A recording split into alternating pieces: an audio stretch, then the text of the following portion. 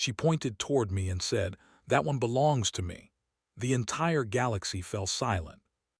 The grand convergence hall floated in open space like a crystal mountain, wide enough to hold the voices of 1,000 worlds.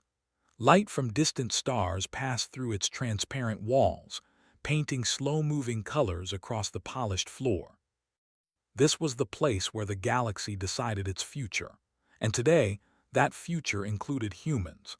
Most species in the hall barely noticed the small human delegation. Humans stood shorter than many, softer than most, and quieter than nearly all. They were new to the galactic stage and carried no great reputation. To many watching eyes, humanity was present only because politeness required it. Elias Ward stood at the back of the human group. He was not a leader, not a soldier, not even a scientist of great fame. He was an assistant. His job was simple: carry data slates, pass messages, and stay silent unless spoken to. He wore a plain dark uniform with no symbols of rank. If he disappeared, most of the galaxy would never know his name. Elias kept his hands steady and his eyes forward. He had trained himself not to stare, even though every instinct told him to look. Around him were beings he had only seen in briefings: tall crystalline thinkers, wide-bodied traders who spoke in layered tones, and floating entities surrounded by soft light. This hall was filled with power, history, and judgment. At the center rose the circle of voices, where the Galactic Council gathered. Representatives spoke one by one, discussing borders, resources, and the question that had brought everyone here: what role, if any, humanity would play in the greater galaxy. Some voices were kind but distant. Others were polite and cold. A few were openly doubtful. "Humans adapt quickly," one counselor said, its voice smooth and careful. "But adaptation alone does not make one essential." "They are emotional," said another, "unpredictable." Elias listened without reacting. He had expected this. Humanity always knew it would be seen as young and untested.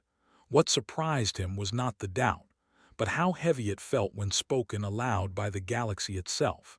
Then the light in the hall shifted. The colors on the walls stilled as if the stars themselves were holding their breath. A deep, gentle hum spread through the space, felt more than heard. One by one, conversations stopped. Heads turned. Wings folded. Even the counselors fell silent. The matrons had arrived. They did not enter through doors. They simply appeared, stepping out of folded light as though reality itself had opened for them. 3 figures stood at the edge of the circle, tall, radiant, and calm. Their forms were graceful and almost human, but not quite. Their presence carried age beyond counting.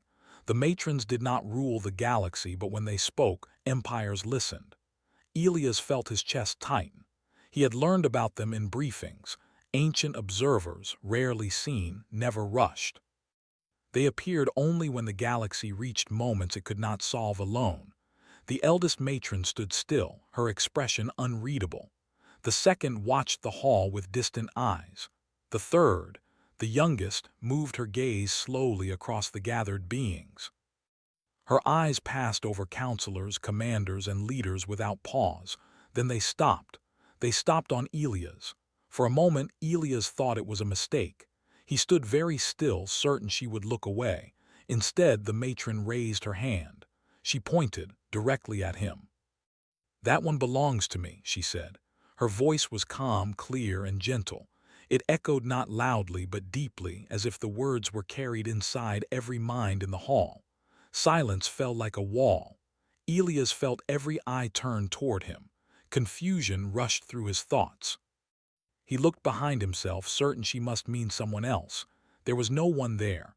A ripple of shock spread through the hall. Whispers rose, sharp and fast. "That is forbidden," someone said. "A sentient claim," another gasped. Human delegates froze. Their lead diplomat took a half-step forward, then stopped, unsure whether to speak or kneel or do nothing at all. Elias' heart beat hard, but he did not move. Years of training told him that panic would help no one. Still, his mind raced with questions. Why him? What did belongs even mean? Had he done something wrong? The youngest matron stepped forward. Light seemed to bend gently around her as she moved. She looked neither angry nor pleased, only certain. This human, she continued, has a role yet unseen. A counselor finally found their voice. Great matron, they said carefully, ownership of a free being violates every compact. I claim no ownership, the matron replied, turning her gaze to the speaker. I claim recognition. That word carried weight. Recognition by a matron was not given lightly. Guards at the edge of the hall shifted in confusion. No orders came. No one dared to act without permission. Elias felt his legs weaken, but he stood firm. He realized something then. The matron was not looking at him like a tool or prize. She was studying him the way one might watch a sunrise, quietly, patiently. She lowered her hand and faced the council. You gather to decide humanity's worth, she said. Yet you do not see what stands before you. The hall remained silent. This one, she said again, glancing at Elias, is not powerful, not important by your measures, and that is why he matters. Elias swallowed. He did not understand, but he listened. Before anyone could ask another question, the matron turned back to him. Her voice softened. Elias Ward, she said. Hearing his name spoken by an ancient being sent a chill through him. You will come with me, she said, not as a prisoner, not as property, but as a witness. The human delegation stirred. Fear and confusion mixed across their faces. Their leader stepped forward at last. With respect, the diplomat said, voice steady but strained, we cannot allow one of our people to be taken without understanding. The matron inclined her head slightly. Understanding will come, she replied, but delay will cost more than you know. She extended her hand, not commanding, not forcing, simply offering. Elias looked at the hand, then at his people. He saw fear there, but also trust. Someone had to take the first step. He took a breath and stepped forward. The moment his foot touched the light beside the matron, the hall seemed to exhale. The stars beyond the walls began to move again. The youngest matron smiled, just a little. And across the galaxy, unseen forces began to shift. The star vessel of the matron did not move like any ship Elias had ever seen. There was no engine sound, no shaking, no sudden push. Space itself seemed to fold gently around it, as if the ship politely asked the universe to make way. Elias stood near a wide window, watching stars slide past like slow rivers of light. His hands were calm now, but his thoughts were not. Everything had happened too fast. One moment he was an unnoticed assistant. The next, he was traveling alone with one of the most powerful beings in the galaxy. The matron stood a short distance away. She did not watch him constantly, nor did she ignore him.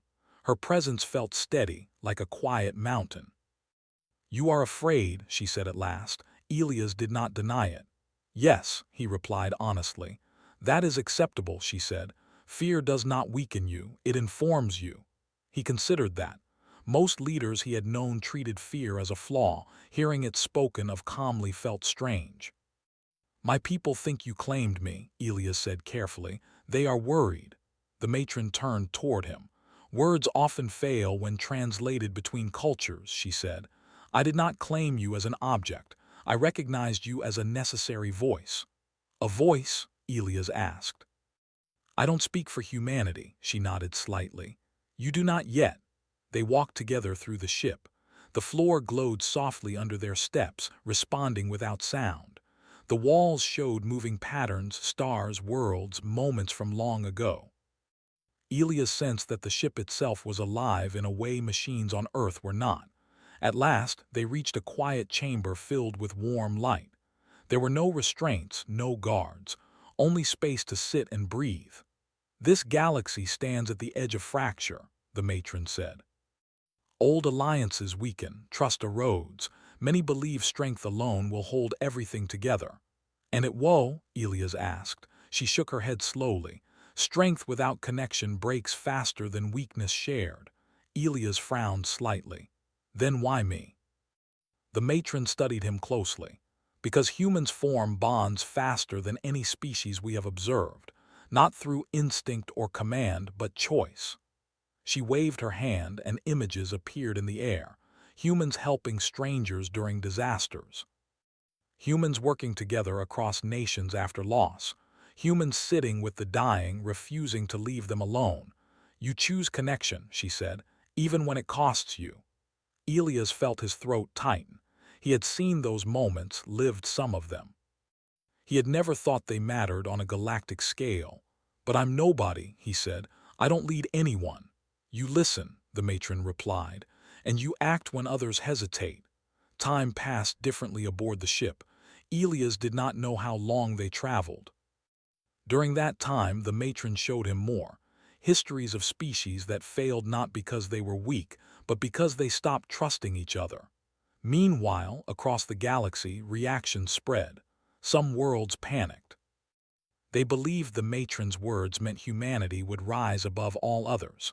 Others feared humans would lose their freedom. Messages poured into Earth.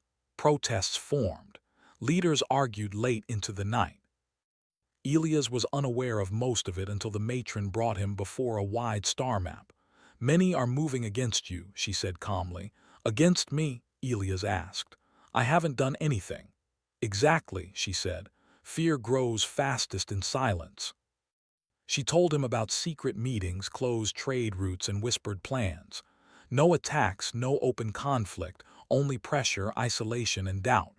What do I do? Elias asked quietly. The matron looked at him. You speak. She arranged a gathering, not of rulers, but of listeners. Representatives from many species joined through light projections. Some were hostile, some curious, some simply afraid. Elias stood at the center. His heart raced, but he remembered the matron's words. Fear informed him, it did not control him. I was not chosen because I'm special, Elias began.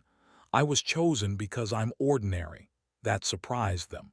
I don't command fleets, I don't shape policy, I carry messages, I listen. And I've learned that every species here fears being alone. Murmurs rippled through the gathering. Humans fear it too, he continued. But we keep reaching out anyway, sometimes badly, sometimes clumsily, but we don't stop. The room grew quieter. I don't belong to anyone, Elias said. I belong to the choice we all have to talk before we pull away. The matron watched in silence as something subtle changed. No treaties were signed, no great promises made, but fear softened. After the gathering ended, Elias felt exhausted. He sat alone, staring at the stars again. You did well, the matron said. I just told the truth, Elias replied. She nodded. That is rare. The ship began to slow. Ahead lay the grand convergence hall once more. They will listen now, she said, but the hardest part remains. What's that? Elias asked. Standing when they test you. Elias took a steady breath. He was still afraid, but he understood now why he had been noticed. Not because he was powerful, but because he was willing to stand and speak. As the ship approached the hall, Elias felt the weight of countless eyes waiting. And this time, he was ready. The grand convergence hall felt different when Elias returned. The same stars glowed beyond the crystal walls, and the same polished floor reflected the gathered delegates. But the silence now was heavier, filled with expectation instead of doubt. Word of Elias' journey had spread across the galaxy. Some saw hope, others saw risk.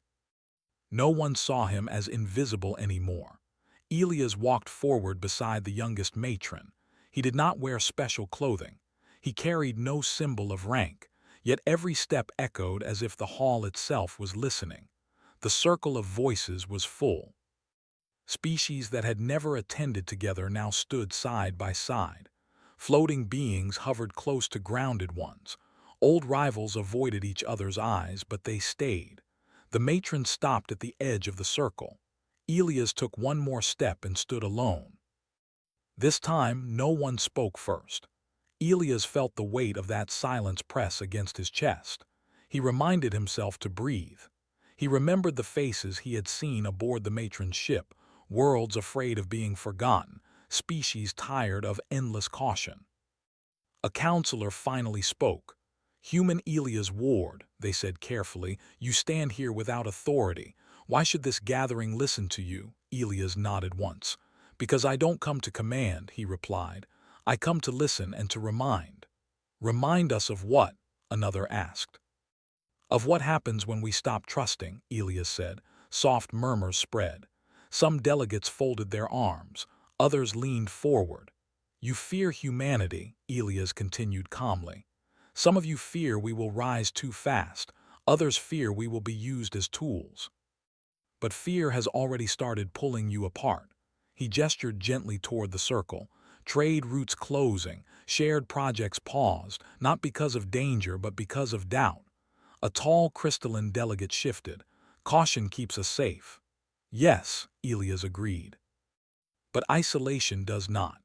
The matron remained silent, her presence steady behind him. Elias took another breath.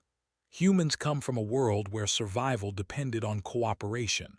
We fought storms, hunger, and distance, not alone but together. When we reached space, we carried that habit with us." "You also carried conflict," someone said sharply. Elias nodded again. "We did, we still do, but we learned something important." He paused, choosing his words with care. "Progress doesn't come from pretending fear doesn't exist. It comes from facing it together." The hall grew quiet. Elias felt his voice steady. "I am not here to speak for humanity alone. I am here because the matron saw something we all share, the need to belong to something larger than ourselves."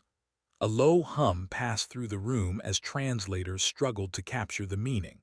Before anyone could respond, a ripple of tension crossed the hall.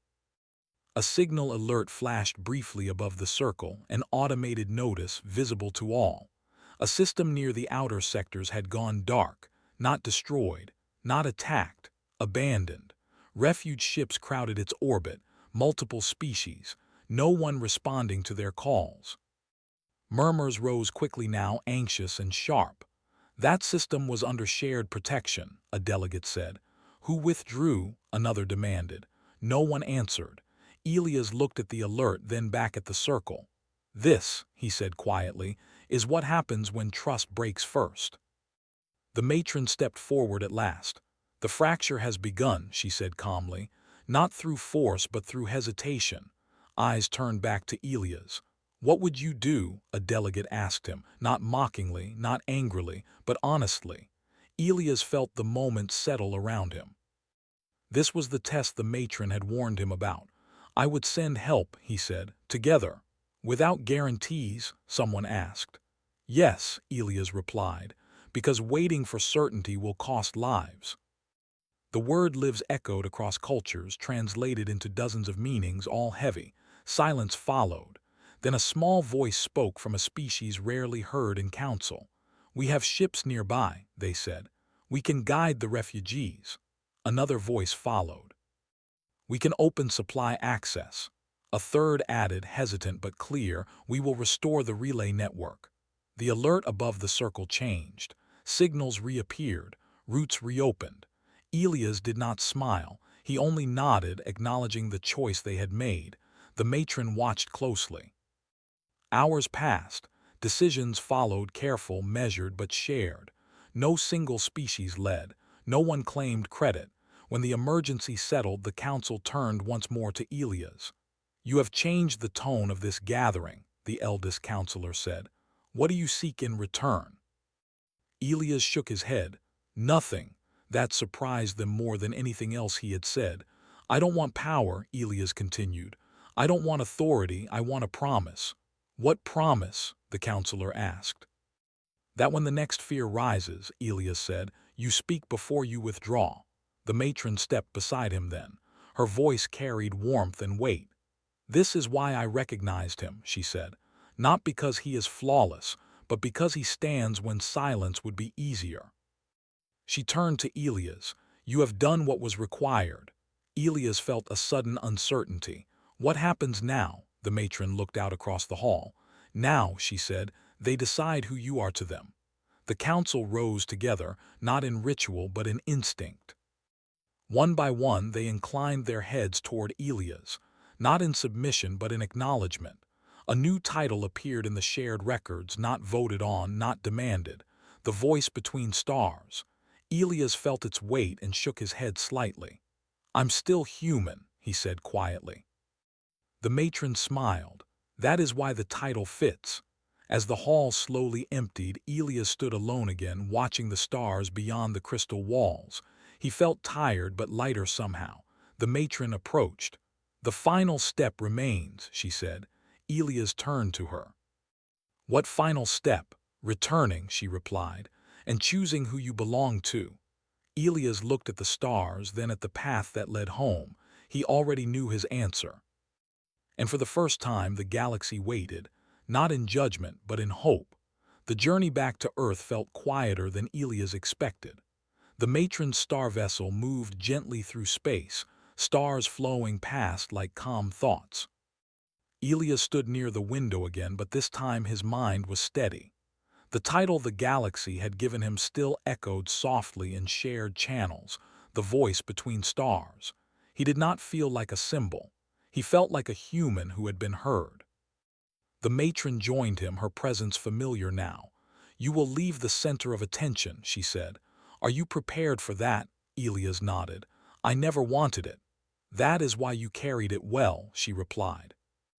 As Earth came into view, blue and white against the dark, Elias felt a pull stronger than any title. Home. Not just a planet, but a place where people argued, laughed, failed, and tried again. The ship did not land in secret. Leaders waited. Media hovered. Messages flooded every channel. Humanity wanted to see the man the galaxy had paused for. Elias stepped onto the platform beside the matron. He did not raise his hands or speak immediately. He simply stood. The matron addressed the gathered humans first. "I did not take one of yours," she said calmly. "I returned him." Elias turned to the crowd. He saw fear, pride, and confusion mixed together. He recognized those faces. They were his people. "I didn't win anything," Elias said simply. "I listened. And I spoke when silence would have made things worse." Questions followed, but Elias answered only what mattered. He refused special protection.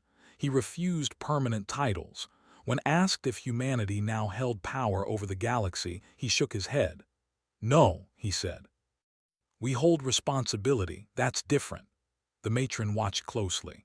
This moment mattered more than the council halls ever had. In the days that followed, changes spread, not loudly, but steadily. Joint aid stations formed where borders had once closed. Shared learning councils replaced guarded archives. Humanity was not placed above anyone. Instead, they were invited everywhere. Elias returned to ordinary life. He declined political roles. He returned to quiet work, helping coordinate messages between worlds, easing misunderstandings before they grew heavy.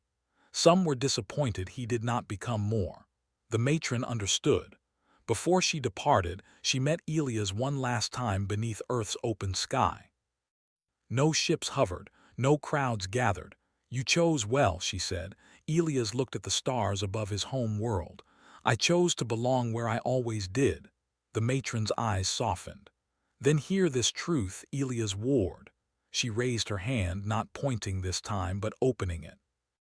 "When I said you belonged to me, the galaxy misunderstood. You never belonged to me. You belonged to the moment that required you." Elias felt the weight of that settle not as pressure but as peace. "What happens now?" he asked. "We step back," the matron said. "The future does not need watchers forever." "And if the galaxy fractures again?" Elias asked. She smiled gently. "Then another human will stand, or someone who learned from one."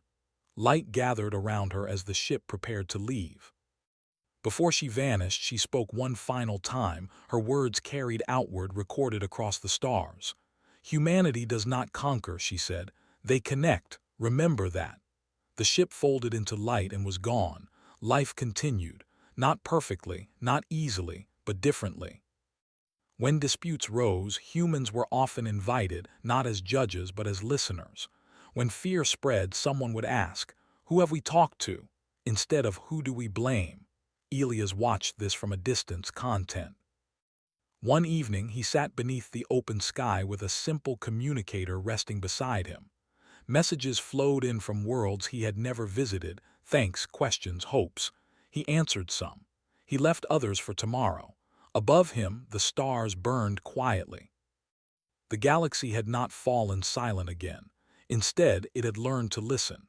And humanity, once overlooked, once doubted, had found its place not through strength but through heart. Not because one matron pointed at a man, but because one human chose to stand when it mattered.